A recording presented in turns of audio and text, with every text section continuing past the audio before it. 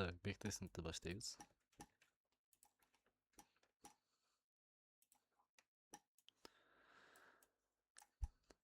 Так, буга чейин карай турган болсок, рынокто үстүн көйлекке видностьтарды снять болгон эмес экен, бир жолу снять болуптур. Бирок ал максимальный баага жеткен эмес экен. Бул полностью максимальный баага жетти да. Жана ошондой эле рынокто данный момент бизде SNR бар, линия эффективность бар. Вау, мыякта меники азыр рынок мындай болуп жатпайбы? Мындай кылайын да, вот карагыла. Рынокко кирейин, трейдинг вьюну басайын. Азыр бектестинг кылып атам, мисалы үчүнчү. Базар жок. Азыр эме евро доллар точно ошондой графикте турат данный момент. Прям точно дейм, копия, бирок ушундай. Вот, карагыла. Бул H4 ылдыйкысы переснятия болгон экен, бунуку болбой калыптыр. Мынакей. SNR закреп болду, астында неэффективность бар. SNR закреп болду, астында неэффективность бар. Модель окшош. Буга чейин тренд нисходящий болчу экен. Бул жактан да буга чейин тренд нисходящий, боковой движение да болгон буга чейин, вот мынакей. Так, көрдүңүзбү мыяктан кандай болот экен. Мен азыр бул жактан эмне кылгым келип жатат. Эгерде могу H4 неэффективность бүтсө, так.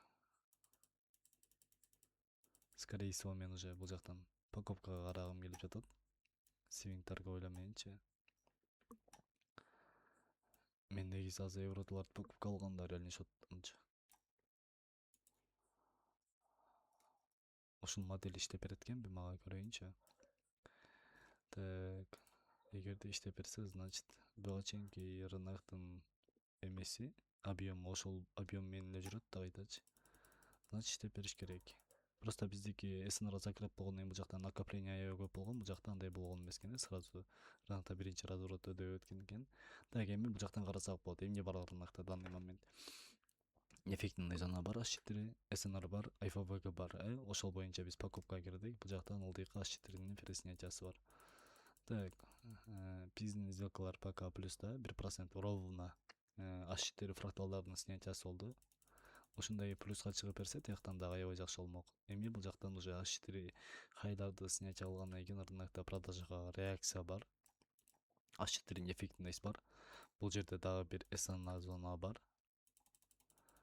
Гэп покупка менен ачылган. Вот, take profit. Значит, биздики рынок, бул жактагы рынок ближайший хайды снятия кылышы толук түрдө мүмкүн, Вот. Ушундай модель менен покупкага кетсек болчудай.